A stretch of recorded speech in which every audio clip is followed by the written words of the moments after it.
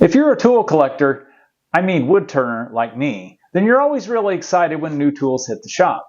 But before we can go over to the lathe and start making shavings, we have to sharpen and sometimes reshape our tools. I'm adding this larger skew chisel to the shop, and I use a different method to sharpen my skew chisels than most woodturners. I'll meet you over at the drill press to get started. I've been using this 3/4 inch skew chisel in the shop for years, and I like to keep the kind of traditional shape of the skew chisel with it where it's flat across the top and not rounding off the corners. And you can see the blade on this one is not ovaled or round. I did break over the edges. The edges are softened just a little bit so they don't catch or rub. But this is the shape of the skew chisel that I really prefer.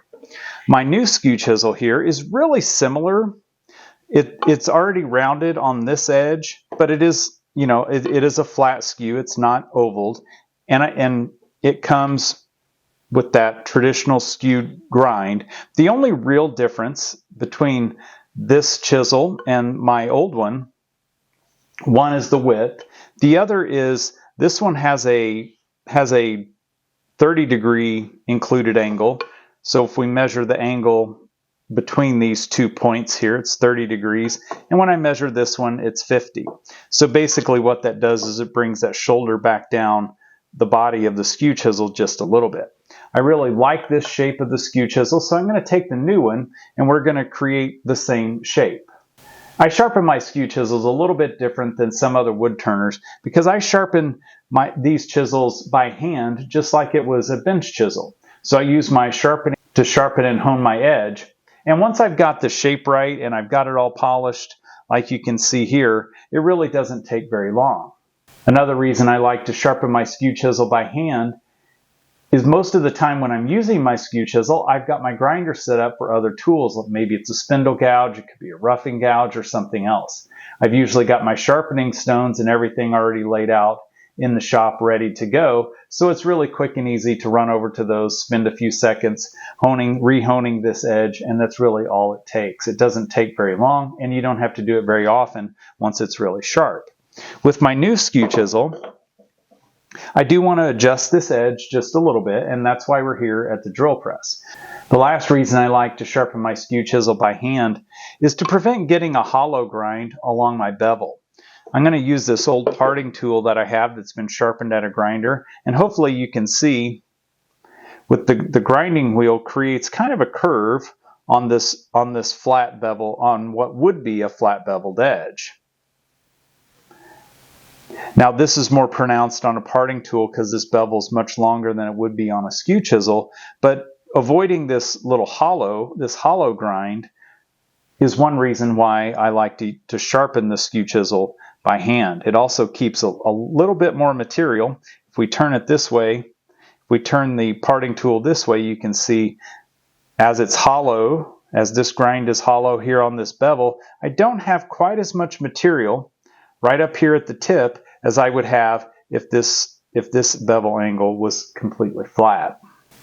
Here at my drill press, I've got a mandrel set up, chucked up in the drill press, and I've got a jig down here that's got the bevel angle that I'm looking for. So I mentioned before that what I'm shooting for is a 30-degree included angle between these 2 points.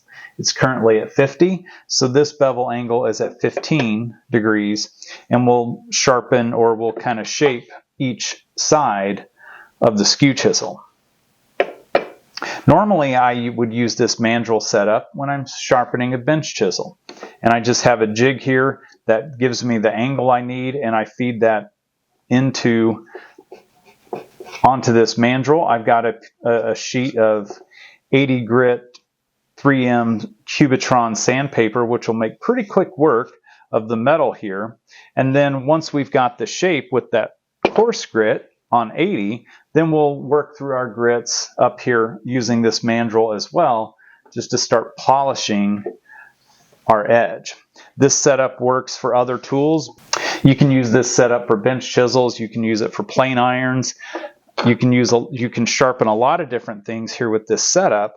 I'll leave a link in the description below if you want to check out and do a little research on how this works. All I'm going to do in this case to shape my skew chisel is I've got my bevel angle here with my block, and I'm just going to feed it in very, very slowly, and I'm going to keep the angle, the edge of the tool, kind of perpendicular to the axis of the drill press. I'm going to use my thumb as support, because once we hit it's going to want to crawl a little bit on me. So we're just going to feed it here on the mandrel, do the work. You can see it's starting right out here at this edge, so I'm not getting it all the way across.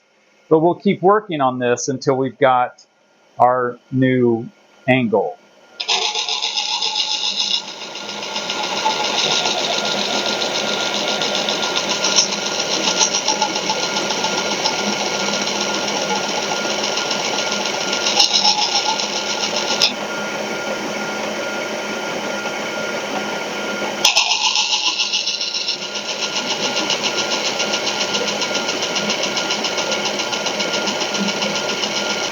Using this mandrel, we'll keep a nice flat angle or a nice flat bevel all the way across, which is a little bit different. So it's similar to a grinder, but we're going at it from just a different direction.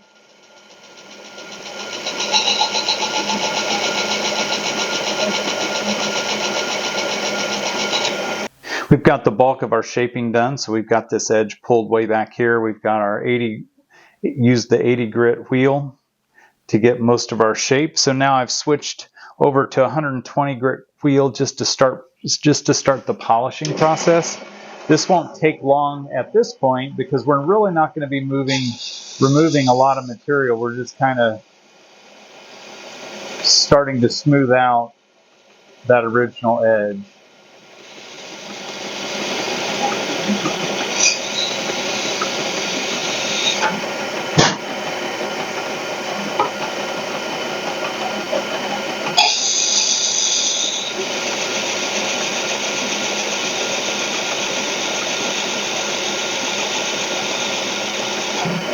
Now that we've got our shape, it's going to move much, much faster.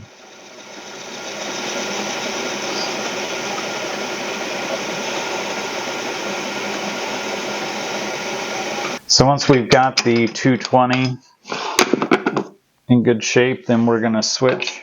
I've got a different mandrel. We're just going to switch it. Normally if I'm sharpening with this, I don't need the 80 grit very often. So we're usually just working on this one. So now we're at 220 grit. So just kind of let this polish a little bit here. I'm going to start on the other side where we had a little more work to do.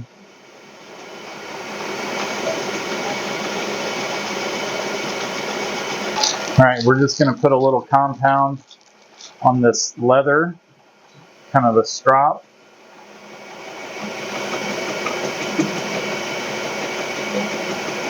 That'll start polishing. Then we'll go over to our hand sharpening station and work on it a little more.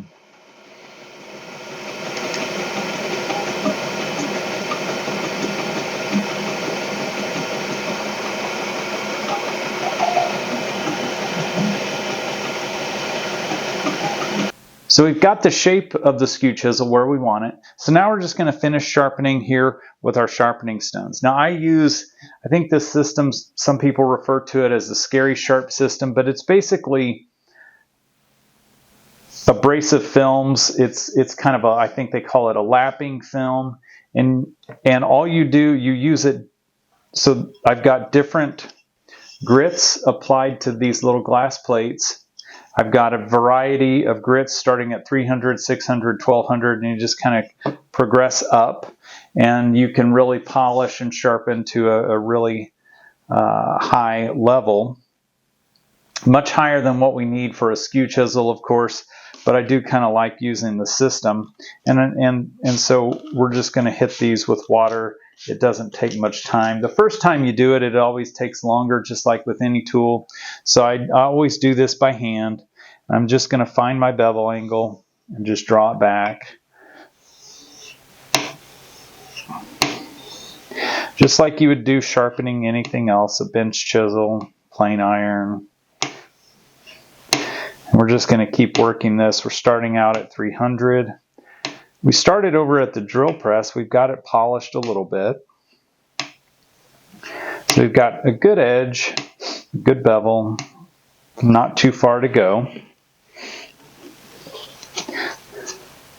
So I want to just keep working this until I've got this bevel nice and flat like I want it.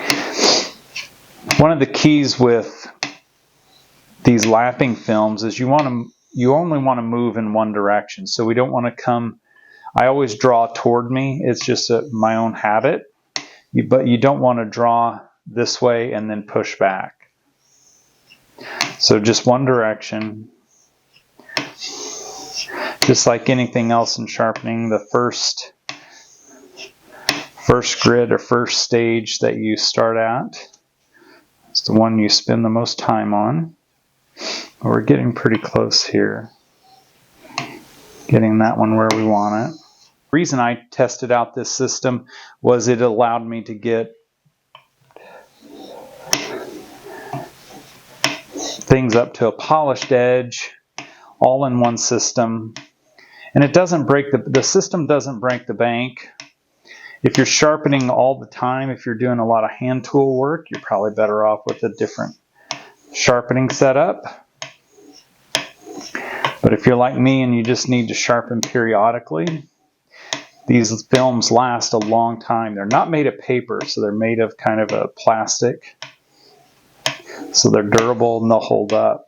I'll keep practicing with these Hamlet by Henry Taylor tools and let you know what I think of them. But if you want to learn a little more about shaping a new bowl gouge, you can check out the video right here. And I'll see you there.